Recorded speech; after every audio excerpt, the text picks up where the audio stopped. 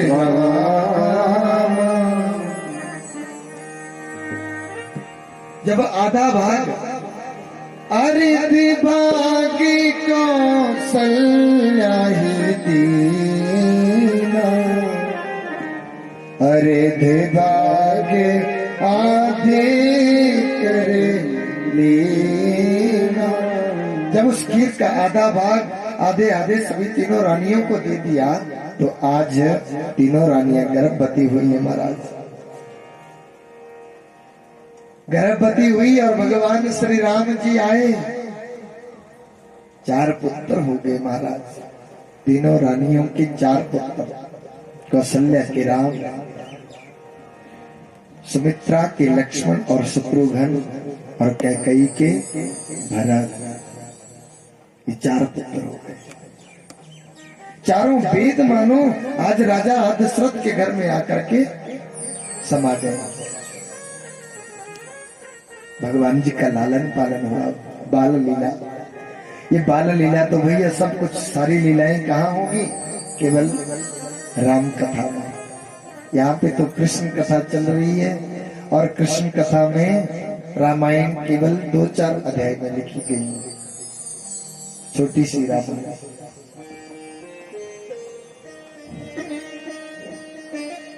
चारों 4 पुत्र हो गए, चारों का नाल छेदन जातकरण संस्कार हुआ भगवान जी का, विद्या अध्ययन।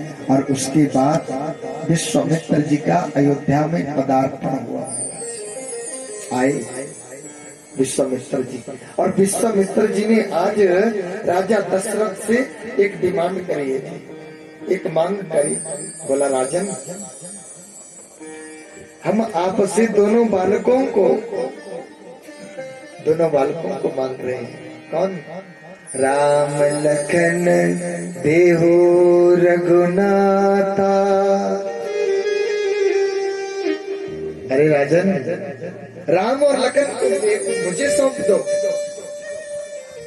भला गुरुजी क्या मांग लिया? अरे राम में मेरे प्राण बसते हैं, हम राम को कैसे सौंपे आपको? लेकिन आपने जीवन में पहली बार हमारे से कुछ मांगा है, लो जी सौंप दिया आपको। हम यही सोचेंगे आज के बाद कि आप ही इनके माता पिता हैं। ले जाओ। और दोनों बालकों को ले गए और विश्वामित्र जी के साथ चले। ताड़का दिनी दिखाई, भगवान जी ने ताड़का का बंध किया। वहां से निकले मेरे भगवान, वहां से चले और वहां से कहा मिथिलापुरी की तरफ जा रहे हैं भगवान श्री राम। राम लखन और विश्वामित्र मिथिलापुरी की तरफ जा रहे हैं। बीच में गौतम ऋषि की तपोस्थली कुटिया है। वो कुटिया बिल्कुल सुनी पड़ी है जी। भगवान श्री राम जी ने सुनी कुटिया का कारण पूछा। बोला गुरुवर, आप हमें बताएंगे कि ये सुनी कुटिया कैसे हुई? यहाँ पे कोई रहते नहीं, कोई संत नहीं होते? बोला हाँ हे राघव, ये सुनी कुटिया है, ये गौतम ऋषि की तपोस्थली है प्रभु। भगवान श्री राम जी का चरित्र बहुत ही सुंदर चरित्र है मेरे प्रभु का। ये गौतम ऋषि की तपोस्थली है प्रभु। भगवान आगे बढ़े तो पीछे क्या देखा? पीछे एक नारी की प्रस्तर की मूर्ति, पत्थर की मूर्ति है महाराज। और उस पत्थर की मूर्ति को देख करके मेरे राघव कहते हैं कि गुरुवर, आप हमें बताएंगे कि ये पत्थर की मूर्ति किसकी मूर्ति? बोला ये गौतम नारी अहिल्या की मूर्ति है प्रभु। और ये ऋषि के साप वर्ष, ऋषि के साप से ये मूर्त क्या बन गई है? पत्थर शिला बन चुकी है ये। हे भगवान, गौतम नारी श्राप बस उपल देहु धर दी, चरण कमल रज चाहती, कृपा करो रघुवीर। हे प्रभु, आपके चरणों की ये धूली चाह रही है। कृपा हो जाएगी और इसमें चेतना आ जाएगी, ये जागृत अवस्था में आ जाएगी। प्रभु आप इतना कर्म करके जाए। भगवान जी ने अपने अपने चरणों की धूली उस नारी से अभिषिक्त करी। जब नारी से अभिषिक्त करी तो वो नाचने लग गई भगवान जी के समक्ष। जब वो नाचने लगी भगवान जी को कही, बोला प्रभु आप हमारा आतिथ्य ग्रहण करें, आप चलो हमारे अतिथि बन करके रहो। भगवान जी ने कहा, बोला अहिल्या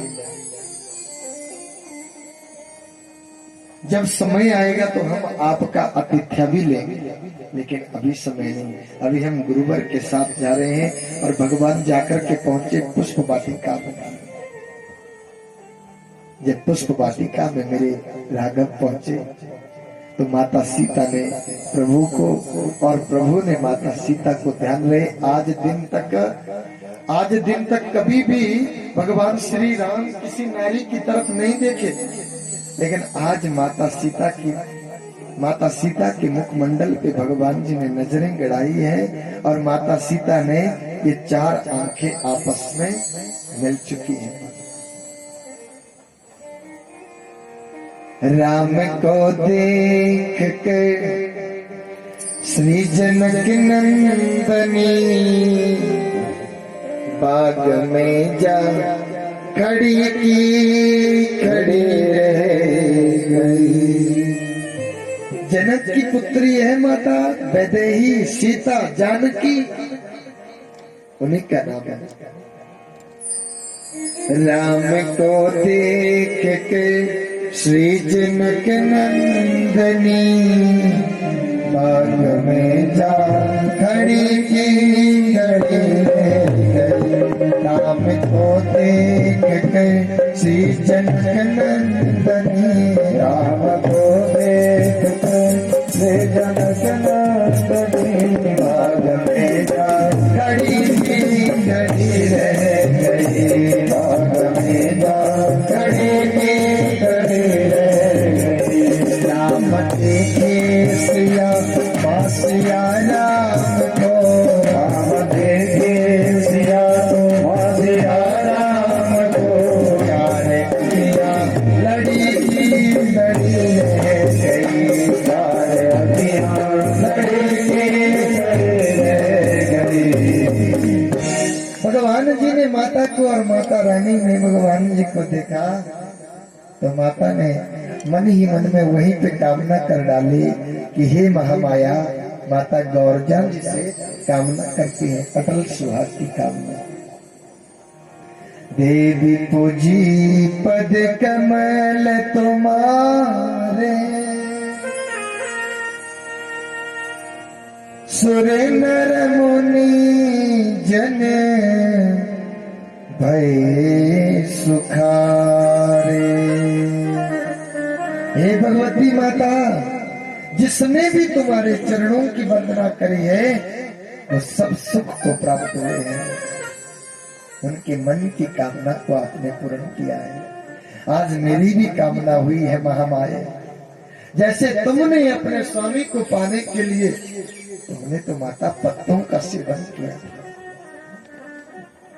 ये महामाया, आज मेरी भी कामना हो रही है कि जिनको मैं देख रही हूँ ना वो मेरे पति रूप में मुझे प्राप्त हो जाए। माता ने ये कामना करी। जब ये कामना करी महामाया ने तो मानो माता ने दोनों वरदहस्त उठा करके उनको अटल सुहाग का वरदान दिया। भगवान जी सीधे चले गए कहाँ? धनुष यज्ञ में।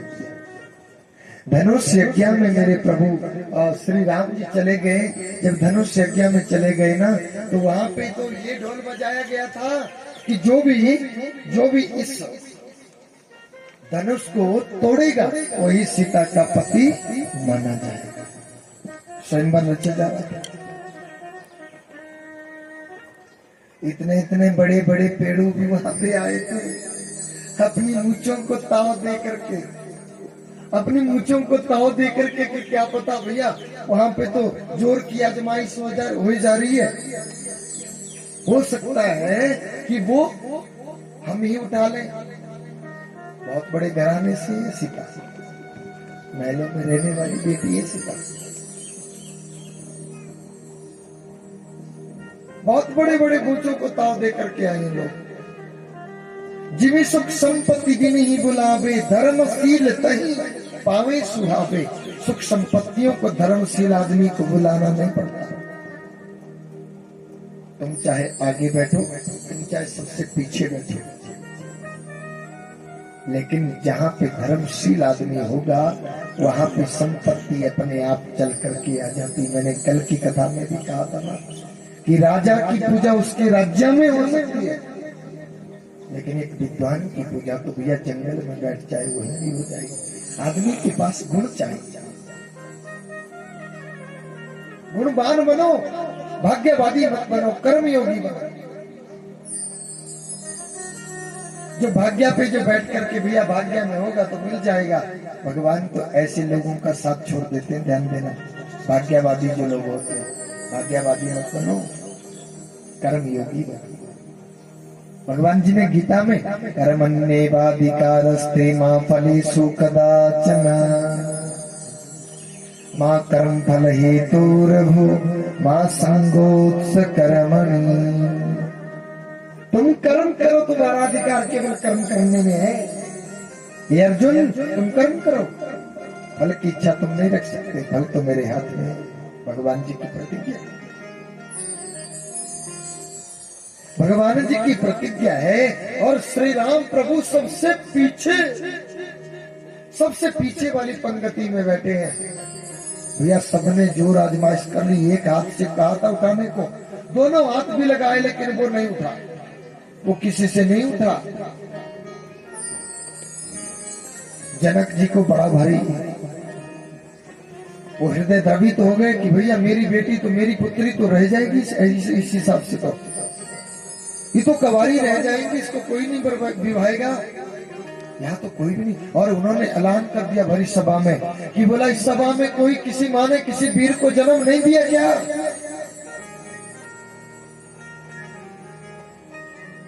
लखन जी से बैठा नहीं गया, लखन जी साथ में है ना, लखन भैया से बैठा नहीं गया, लखन भैया से बैठा नहीं गया। एकदम से खड़े होकर के बोला महाराज लगाम दो अपनी जीवा को, क्या बात कर रहे हैं? तो बोला यहाँ पे कोई इस धनुष को तोड़ने में सफल नहीं हुआ। बोला जैसे तुमने इस धनुष को रख के छोड़ा है ना यहाँ पे, ऐसे धनुष महाराज हमने बचपने में न जाने कितने तोड़े। आप अभी की बात कर रहे हो, जब बचपने की बात कही ना, भगवान श्री राम जी देखे बोले लखन, बोला जी में, बोला कुछ ज्यादा नहीं बोले करो, बैठ बोला पहले। तो अपनी वीरता दिखाने के लिए बड़ा खड़ा होकर के बता रहा है, बैठनी चाहिए। मर्यादित पुरुष है भगवान श्री राम, उनकी आज्ञा का बहन करते हैं लखन भैया, और ये इनके बिना रह ही नहीं पाते। देखना, राम बने तो लखन बन गए, कृष्ण बने तो दाऊ बन गए। और हर समय इनको अपने आप सैया, अपने आप सेज बनाई है, और भगवान के शिव समुद्र में विराजमान है, उनकी सैया पे उनका बिस्तर बनाया हुआ है मेरे प्रभु। भगवान जी को उकसाया, भगवान श्री राम जी गए, परशुराम जी आए, अपने फरसे को बड़ी भारी बहुत कुछ बताया, बहुत कुछ कहने लगे।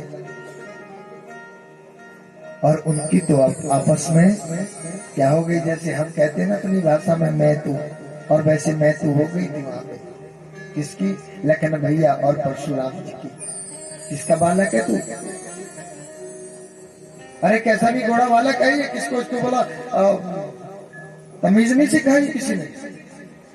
भगवान श्री राम जी ने कहा, बोला प्रभु क्षमा प्राप्ति है आपसे, क्षमा प्राप्ति है।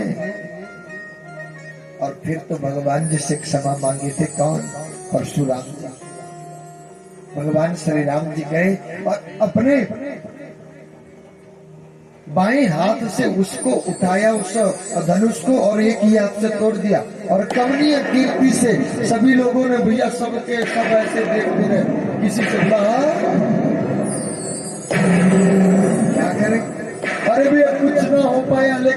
जबरदस्ती से उनसे तालियां बजा, उन्होंने तालियां बजा दी थी, आपने ताली भी नहीं बजाई। और कमनीय कीर्ति से भगवान जी के गले में, अरे माता बहुत खुश हुई, महामाया बहुत खुश हुई। अब पहनाना है भगवान जी को बरमाला, भगवान जी ऊंचे हैं, माता थोड़ी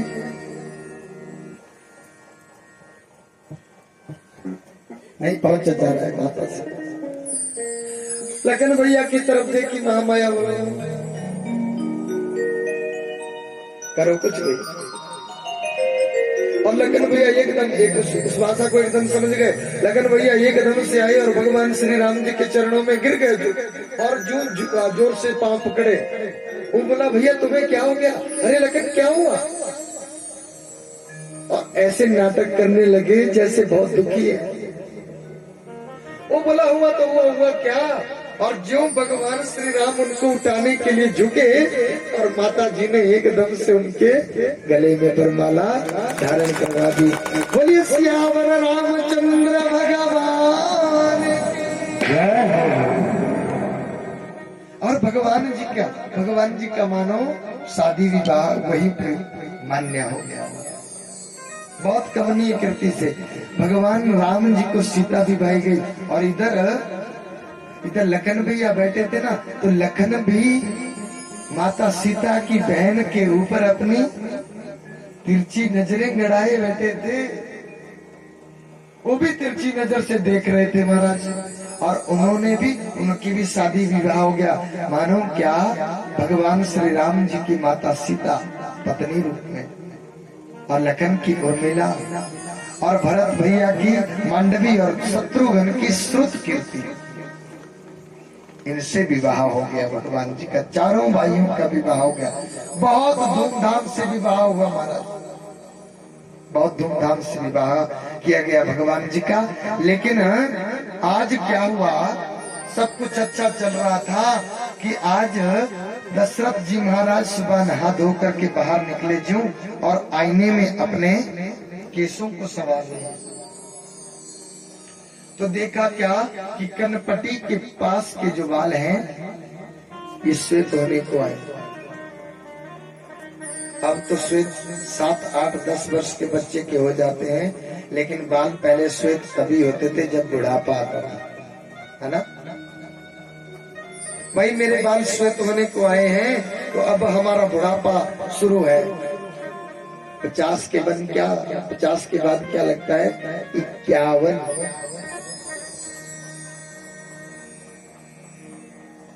छोड़ दो, लेकिन उस समय नहीं छोड़ा। इससे पहले बोलते भी हैं कि छड़ी देना पर सब कुछ, फिर ज्यादा ममता पहुंच। ये जो ये समय चलता है ना, इसके बाद का उस समय ज्यादा ममता ज्यादा ममता। कोई तन दुखी, कोई मन दुखी, कोई धन बिन रहे तो उदास।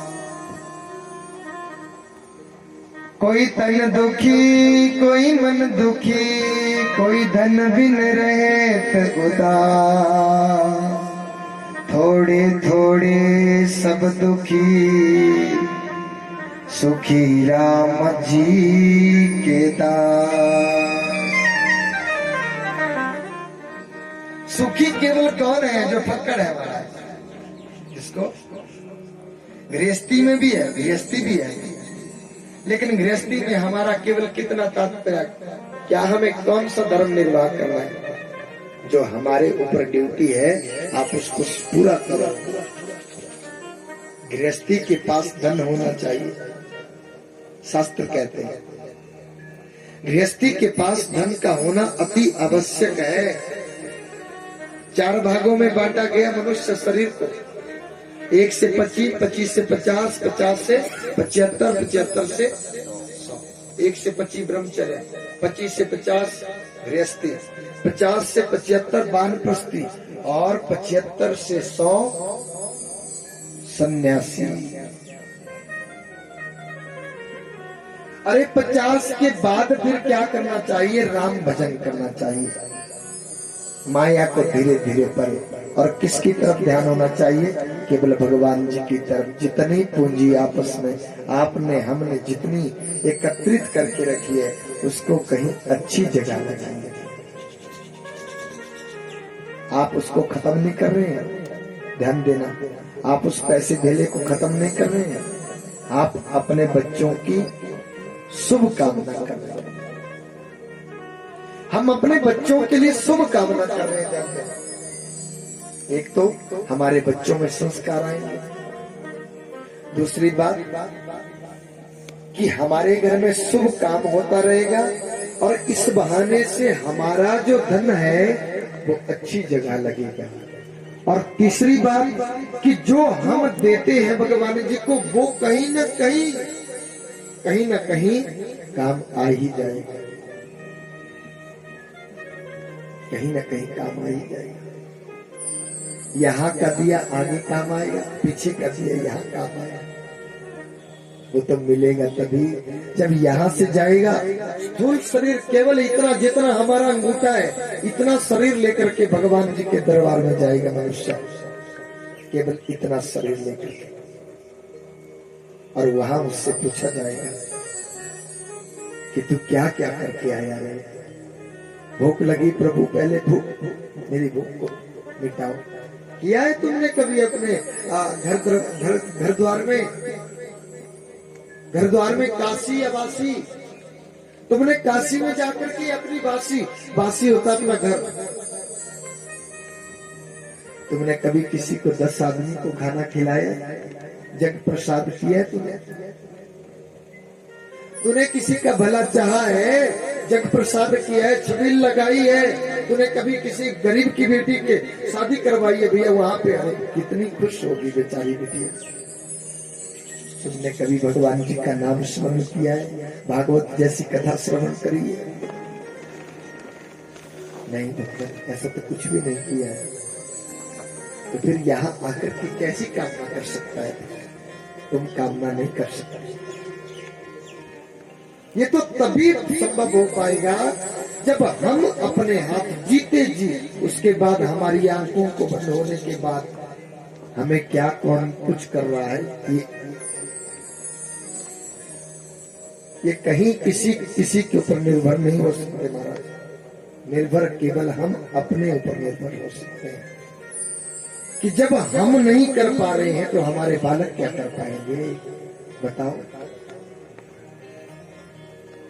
हमने कहा ना, हमने आपको कहा था पहले आगामी कथा में, दूसरे या तीसरे दिन की कथा में कहा था मैंने कि हम 119वीं कथा में चल रहे हैं। तो उसमें से हमने हो सकता है कि बहुत कम कथाएं हमने अमीरों के घर में लगाई है और जितनी की जितनी सारी कथाएं हमने गरीबों के घर में लगाई।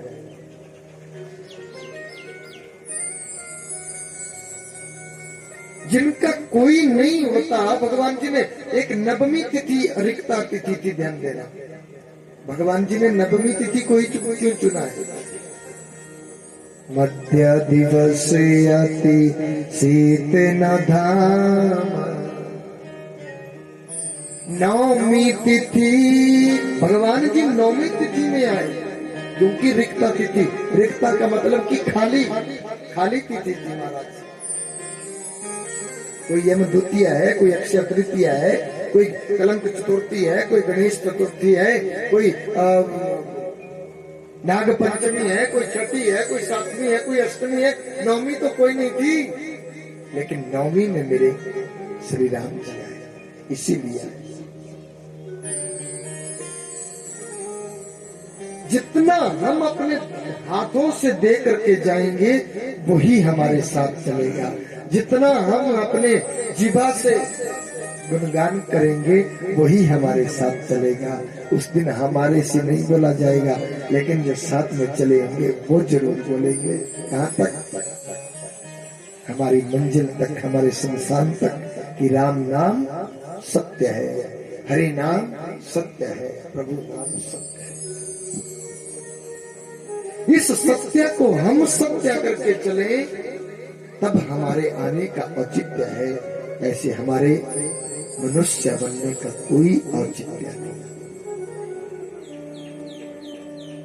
कलिकाल कुठार लिए फिरता तन नमृष चोट झिली न झिली, हरि नाम तो ले ले रसना,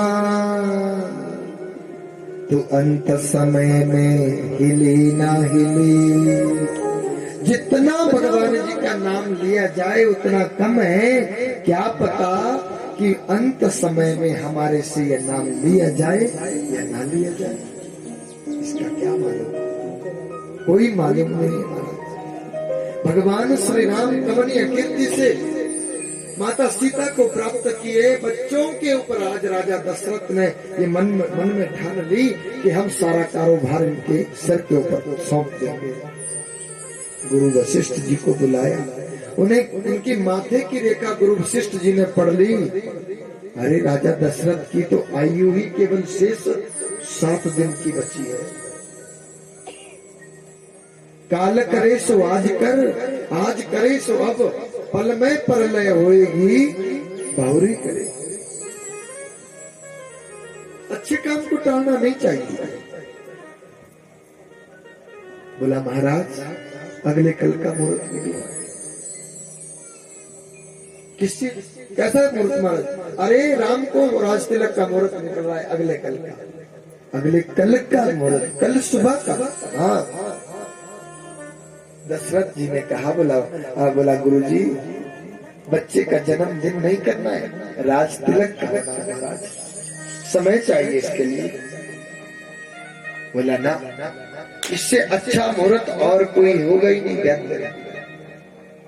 और गुरु आज्ञा परिपालनीय,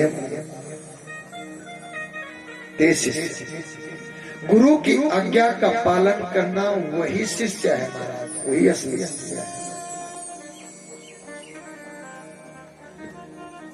ठीक है गुरुजी, हम मान गए।